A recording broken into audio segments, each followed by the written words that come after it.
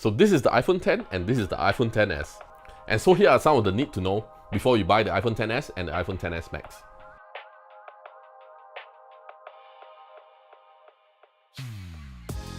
So for aesthetic wise, yes, there's not much of a difference, but in actual fact, there is a lot of difference between the iPhone 10 and the iPhone XS and XS Max. They look pretty much the same, right?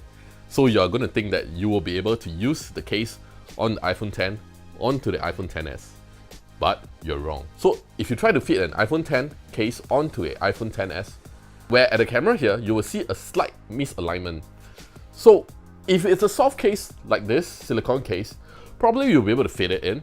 So if it's a hard case, I would recommend you not try to force it in. So when you buy a case, make sure it's specifically for iPhone XS and not for iPhone 10. And if you think that the iPhone XS is actually too big for your hands, well, there's a way to get around that. So if you can't reach the top, all you need is to just swipe down and the top will actually come down to you. That's so easy, right? Even if you can't reach it on the iPhone XS, you can do that too. It's not exclusive to the iPhone XS Max. And the keyboard, remember, you can actually make it into a one-hand keyboard as well. All you need to do is to long press the language button and then the option will be out there for you to choose.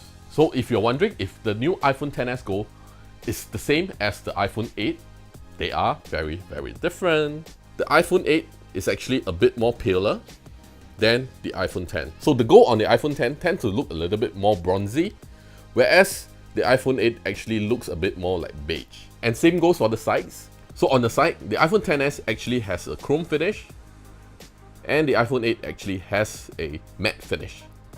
So it's pretty much different. And do you know that you can enjoy all those ASMR videos just off the iPhone XS and the XS Max?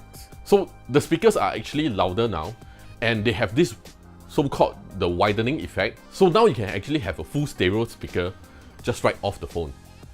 It's so amazing. So I did like a few tests with the ASMR video, and you can practically hear the sound moving from left to right, right to left, and it's just so immersive.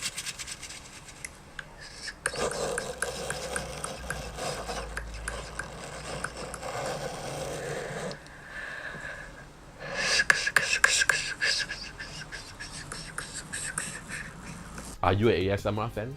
The iPhone XS and the iPhone 10 actually have like very, very similar camera setup, but in actual fact, the iPhone XS actually has a bigger sensor than the iPhone 10. So the camera has been pretty much improved, and the iPhone XS actually takes much better picture than the iPhone 10. Just look at the dynamic range on these test shots that we have. So you'll be able to see that iPhone XS will be able to capture more detail than those pictures taken with the iPhone 10. And now the front cameras actually comes with stabilization. So when you're doing a video, like or vlogging yourself and walking, so the video will be much more stable now. It's not like iPhone 10 is a bad phone, but iPhone XS is just better. So this is the calendar app on the iPhone XS and the iPhone XS Max. So there is a difference. For some apps and websites, iPhone XS do have a different support. So the iPhone XS Max, it will actually show the details of each individual events on the right side. Whereas the iPhone XS will only show you the week's rundown in a small column. So you still have to go in to click and to get the details out from each individual events.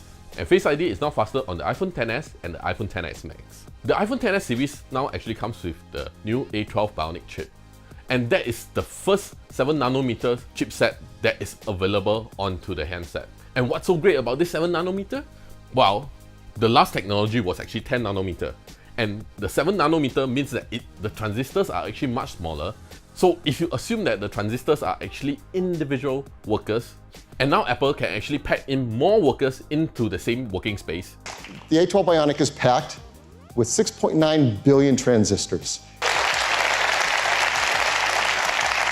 That means that everything will be faster and better too. So for any country outside of China, the dual SIM will actually be one nano SIM card and one eSIM. So you might be asking, what is eSIM? And does it support here in Singapore? So based on this Apple support site here, you would see that Singapore is actually not listed where they actually support eSIM. So if you're thinking of getting a dual SIM on using one of Singtel or StarHub and all that, nope, it's not supporting that yet at this moment. So if you're thinking that, so why do I need an eSIM now?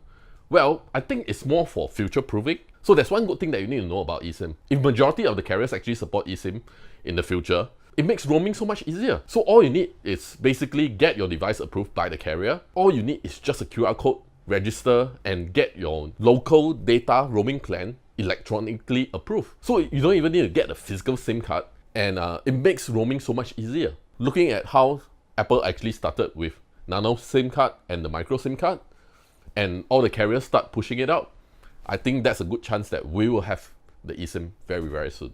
And one last thing, Apple now no longer provides the 3.5mm jack dongle. Maybe it's time for you to invest on a wireless headphone. So here are some of the things that you need to know about the iPhone XS and iPhone XS Max. So are you getting one? So leave us a comment down below if you have any more questions, or tell us what are the phones that you like. Remember to like, subscribe, and share this video. See ya!